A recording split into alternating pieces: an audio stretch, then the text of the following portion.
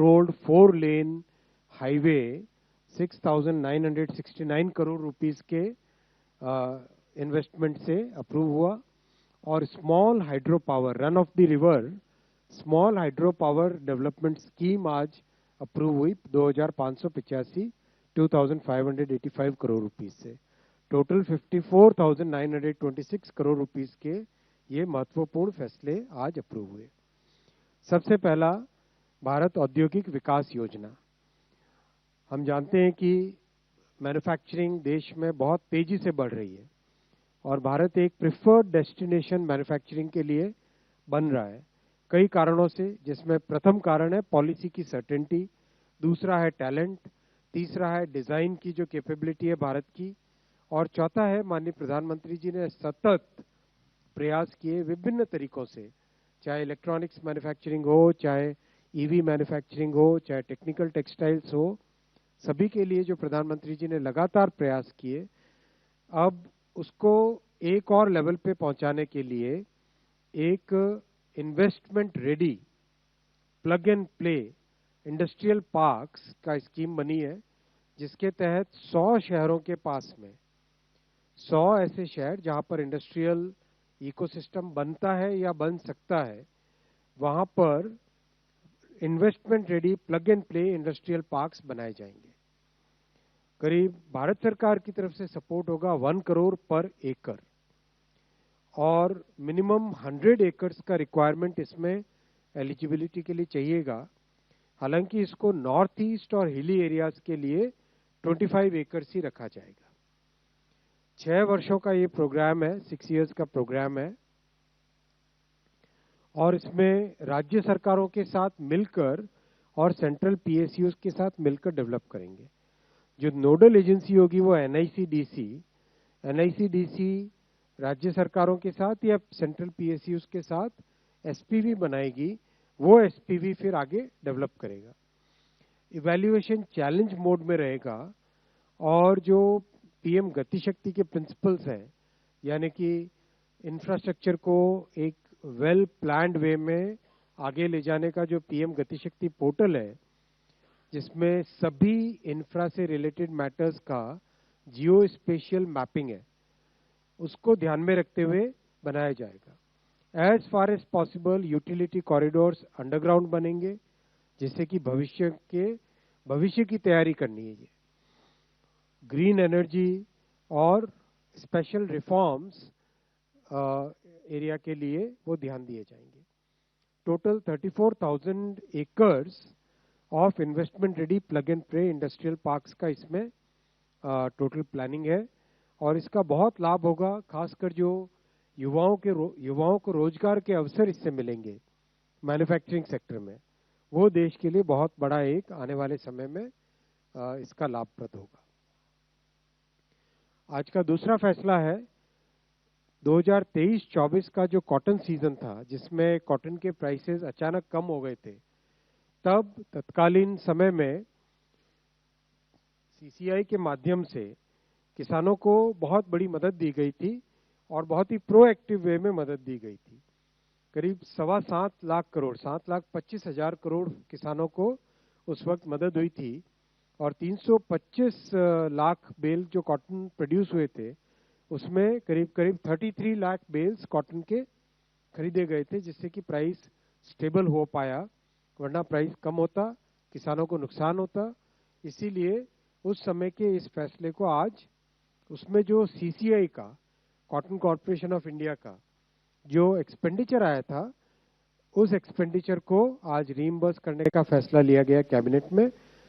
किसानों को टोटल इससे सपोर्ट मिला 11,712 करोड़ का और सीसीआई को रीइंबर्समेंट मिला 1,118 करोड़ रुपीस का। आज का तीसरा बड़ा फैसला है उत्तर प्रदेश में बाराबंकी से बहराइच। ये बहुत ही एक इम्पॉर्टेंट स्ट्रेच है।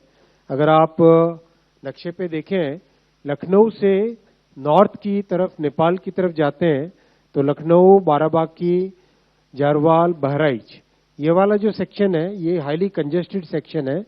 इसके 4 लेनिंग का और एक्सप्रेस वे को मतलब एक्सेस कंट्रोल एक्सप्रेस वे बनाने का काम इस प्रोजेक्ट में सैंक्शन हुआ है। अब तो उत्तर प्रदेश में Ganga expressway, Purvanchal expressway, Yamuna expressway की धरती बन चुका है। तो इसमें एक और एक्सप्रेसवे इससे जुड़ेगा, बाराबांकी से बहराइच। 101 किलोमीटर का प्रोजेक्ट है, 6,969 करोड़ रुपीस का, और एक इस पे मेगा ब्रिज बनेगा 6 लेन का घाघरा रिवर पर। टोटल इसके आगे भी बहराइच से रूपाडीही, इसके आगे बहराइच से रूपाडीही, ये बहराइच से ऊपर रूपाडीही, उसका डीपीआर भी आगे बन रहा है। यानी नेपाल बॉर्डर तक पहुंचने की पूरी व्यवस्था 4 लेन एक्सेस कंट्रोल्ड हाईवे के माध्यम से।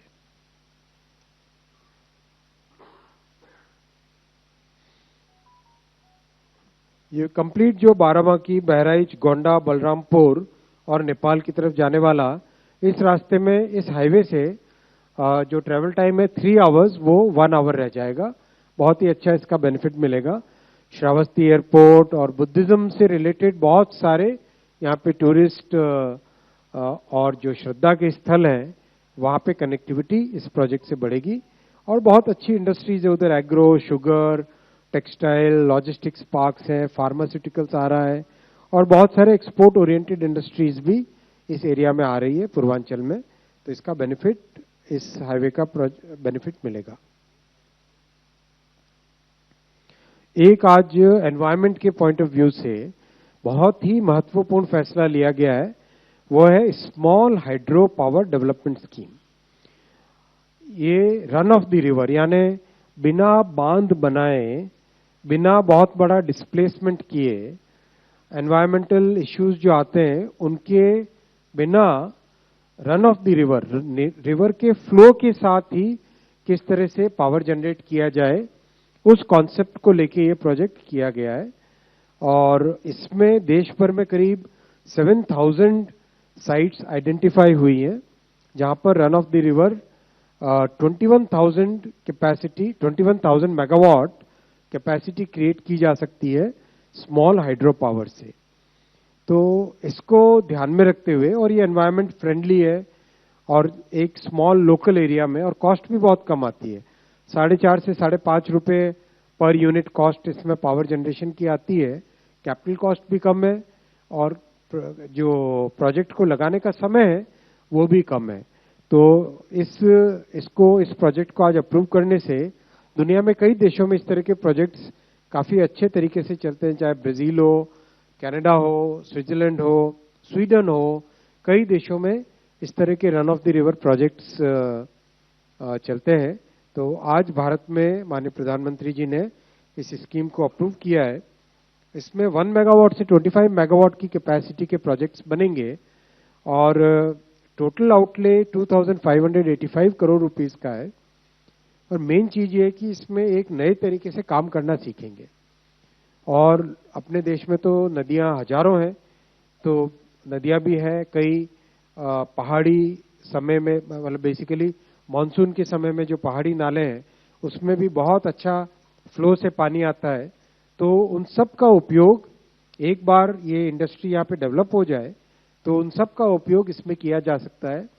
इसके लिए टरबाइंस छोटी बनती है और टरबाइंस के साथ ही साथ एक बड़ा रगेड रोबस्ट इंफ्रास्ट्रक्चर बनाना पड़ता है, क्योंकि हर वक्त कोई व्यक्ति जाके मेंटेन वहां पे ना कर पाए, फिर भी काम चलता रहे। इन सब चीजों को ध्यान में रखते हुए स्कीम को बनाया गया है। और इससे देश भर में जो खासकर रिमोट एरियाज हैं उन सब में इसका बेनिफिट होगा, और जो पहाड़ी क्षेत्र है उसमें भी बहुत बेनिफिट होगा। और देश में एक ये नए तरीके से environment friendly mode of power generation बनेगा। आप सब जानते ही हैं कि भारत उन बहुत कम देश ऐसे हैं जिसमें power generation capacity more than 50% renewable sources से आ चुकी है, जो कि हमारे समकक्ष देश हैं, उन समकक्ष देशों में बहुत कम देशों में इस तरह का पावर जनरेशन कैपेसिटी रिन्यूएबल्स है। उसी स्टेप में एक और ये एनवायरमेंटल फ्रेंडली स्टेप लिया गया है। इन सब प्रोजेक्ट्स के बनने से करीब 4.3 million ton carbon dioxide emission कम होगा। तो ओवरऑल साथियों, माननीय प्रधानमंत्री श्री नरेंद्र मोदी जी की इस ऐतिहासिक तीसरे टर्म में बहुत अच्छे अच्छे फैसले लिए गए। रेलवे के 1,84,000 के करोड़ के, हाईवे के 2.5 लाख करोड़ के, मेट्रो के 1,31,000 करोड़ के, एयरपोर्ट्स 5 नए एयरपोर्ट्स बनाने का फैसला लिया गया 9,000 करोड़ रुपए के, एक major port for shipping reform के करीब 1.5 लाख करोड़ के प्रोजेक्ट्स हुए, रोपवेज में करीब 7,000 करोड़ के प्रोजेक्ट्स हुए, और हाइड्रो पावर में आज भी जुड़े हाइड्रो पावर में करीब 31,000 करोड़ रुपीस के प्रोजेक्ट, और 12 इंडस्ट्रियल स्मार्ट सिटीज और इंडस्ट्रियल पार्क्स जिसमें आज के प्रोजेक्ट्स भी जुड़े, तो करीब 62,000 करोड़ रुपीस के इंडस्ट्रियल सिटीज और इंडस्ट्रियल पार्क्स के काम। प्रधानमंत्री आवास योजना में जो गरीबों के लिए बहुत ही एक महत्वपूर्ण योजना है, अंत्योदय की भावना के साथ प्रेरित है, उसमें 5.5 लाख करोड़ रुपए के प्रोजेक्ट्स अप्रूव हुए, और जल जीवन मिशन में 8.5 लाख करोड़ रुपए के। ओवरऑल देश में जो भविष्य और जो नींव बनानी है विकसित भारत की, वो जो एक बहुत बड़ा संकल्प, बहुत बड़ा एक जो सेतु बन रहा है, उसमें 22 लाख करोड़ रुपए के प्रोजेक्ट्स टोटल इंफ्रास्ट्रक्चर के जून 2024 के बाद से अप्रूव हुए। मैं प्रश्न लूंगा आपके। धन्यवाद sir. As per the protocol, I'll start with 234 left. Sir, I'm Deepak from Times of India. Sir, this government has a lot of focus on competition in every scheme that it brings among states. So in this Bhavya scheme, sir, will all states get at least one such facility, or it will be like one state may get 10, someone may get also 0? Next 234 Lakshman. Sir, मैं Lakshman CNB सेवा से। मेरा सवाल Bhavya scheme को लेकर के है, इसमें कुछ कितने रोजगार पैदा होंगे, क्या इसका कोई अनुमान है क्या? और दूसरा जो स्मॉल हाइड्रो डेवलपमेंट स्कीम है, small hydro power development scheme, ये क्या पहले से चली आ रही स्कीम है जिसको 5 साल के लिए एक्सटेंशन दिया गया है? 39 सेकंड रो। सर, मैं सचिन बुधोलिया हूँ, हिंदुस्तान समाचार से। मेरा सवाल भव्य योजना को लेकर के है। सर, इसमें आपने एक अंडरग्राउंड यूटिलिटी कॉरिडोर्स की बात की है, तो उसके बारे में थोड़ा सा विस्तार से बताएंगे कि उसमें एग्जैक्टली होगा क्या, किस तरह का कॉरिडोर होगा, और वो अंडरग्राउंड क्या सुरक्षा कारणों से बनाया जाएगा? बहुत अच्छा प्रश्न। 234। सर, मैं संजीव राठी हूँ यूनिवार्ता से। सर, मेरा सवाल ये है कि भव्या योजना के तहत जो 100 शहरों का चयन किया जाएगा, उसका क्या क्राइटेरिया होगा? 42 पीछे पूछा था। 42 सॉरी 22। सर, मैं अर्चिस मोहन हूँ, बिजनेस स्टैंडर्ड से। अभी कुछ दिन पहले ही केंद्रीय कार्य मंत्री ने विपक्ष के नेताओं को चिट्ठी लिखी थी कि जो महिला आरक्षण विधेयक में जो संशोधन लाना है उस पे बातचीत होनी चाहिए। तो क्या आज की कैबिनेट मीटिंग में उस पे कुछ चर्चा हुई? 24 4th row. This is Sanjeev Chopra from PTI. I wanted to know that in this Bhavya scheme and the power project scheme, will these be from the private sector or joint sector, or which sectors will there be private involvement also? 17। Sir, मैं तरुण शर्मा हूँ, जी business से। Sir, मेरा सवाल small hydro पे है। Sir, इसमें capital assistance कितना सरकार देगी यदि कोई पावर प्रोजेक्ट लगाते हैं? Thank you. 6th row 243 Prakash. Sir, Prakash Pedashi from ET Now. On this Bhavya scheme, my question is related to 100 industrial parks. So what would be the eligibility criteria and role of the states? Anyone else? Acha, 140. Sir, Bhavya scheme में 100 industrial parks कितने राज्यों में cover होंगे, और पहले से industrial park थे 30 साल पुराने, 40 साल पुराने, उनके अलॉटीज की बिल्डिंगें खराब हो रही है, तो वो अगर इस नई स्कीम में जाना चाहते हैं, उनसे अलग से फिर वापस पैसे लिए जाएंगे?